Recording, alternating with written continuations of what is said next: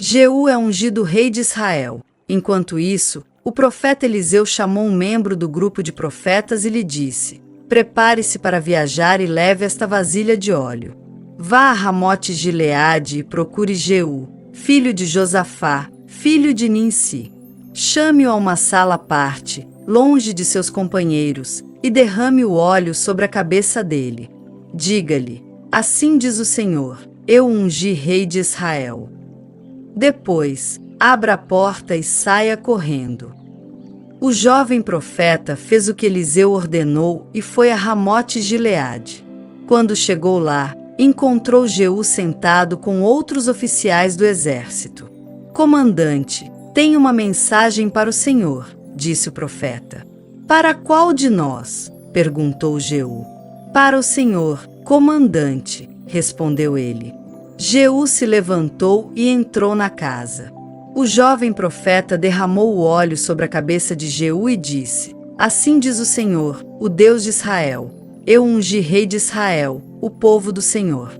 Destrua a família de Acabe, seu senhor. Desse modo, vingarei o assassinato de meus profetas e de todos os servos do Senhor mortos por Jezabel.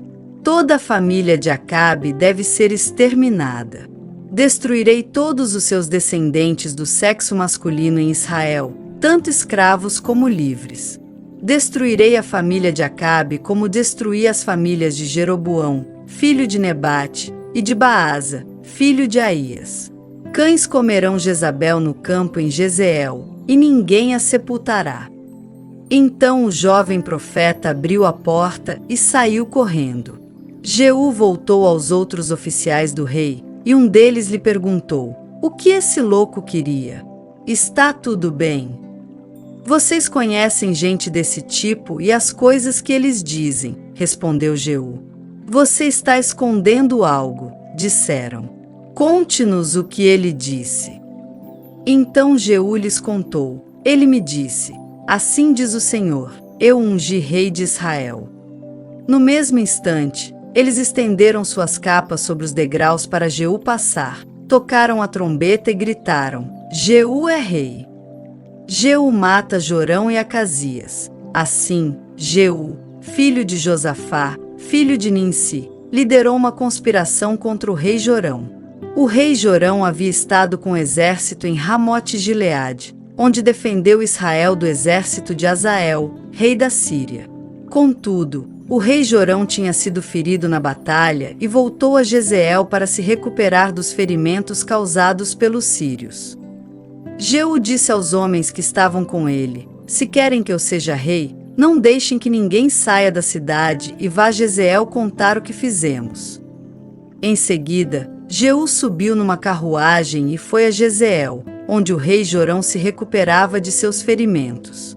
Acasias, rei de Judá, também estava ali, pois tinha ido visitar Jorão. Quando a sentinela na torre de Jezeel viu Jeú e sua tropa se aproximarem, gritou: uma tropa se aproxima.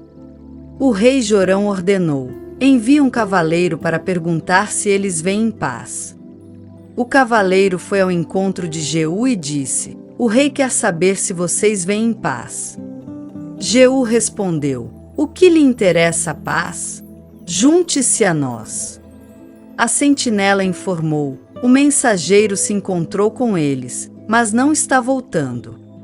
Então o rei enviou outro cavaleiro. Ele foi ao encontro deles e disse: o rei quer saber se vocês vêm em paz. Jeú respondeu novamente: o que lhe interessa a paz? Junte-se a nós. A sentinela exclamou: o mensageiro se encontrou com eles, mas também não está voltando. Deve ser Jeú, filho de Ninsi, pois conduz seu carro de guerra como um louco. Rápido! Prepare meu carro de guerra, ordenou o rei Jorão.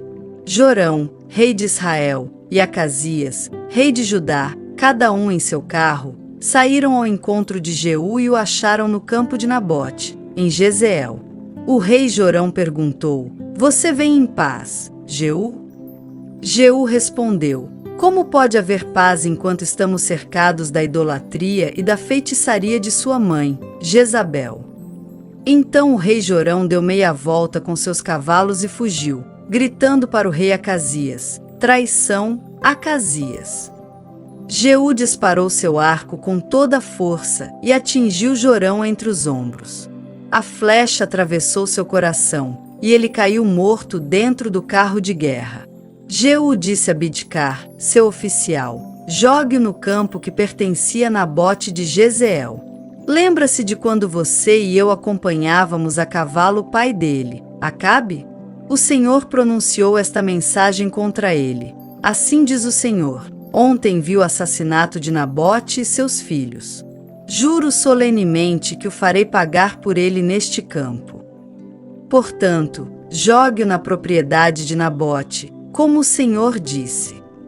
Quando Acasias, rei de Judá, viu o que estava acontecendo, fugiu pela estrada para Bet-Agã.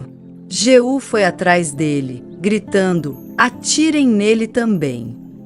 E atingiram Acasias em seu carro de guerra, na subida para Gur, perto de Ibliã. Ele conseguiu ir até Megido, mas morreu ali. Os servos de Acasias levaram seu corpo no carro de guerra para Jerusalém, onde o sepultaram com seus antepassados na cidade de Davi.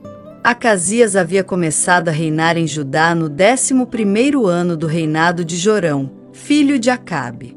A morte de Jezabel. Quando Jezabel soube que Jeú tinha chegado a Jezreel, pintou os olhos, arrumou os cabelos e sentou-se em frente a uma janela.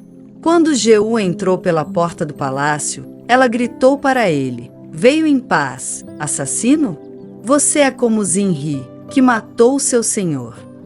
Jeú olhou para cima, viu Jezabel na janela e gritou: quem está do meu lado? 2 ou 3 eunucos olharam para ele. Joguem-na para baixo, ordenou Jeú. Eles a jogaram pela janela, e o sangue espirrou na parede e nos cavalos. E Jeú atropelou o corpo com as patas de seus cavalos. Em seguida, Jeú entrou no palácio, comeu e bebeu. Depois, disse: alguém vá sepultar aquela maldita mulher, pois era filha de rei.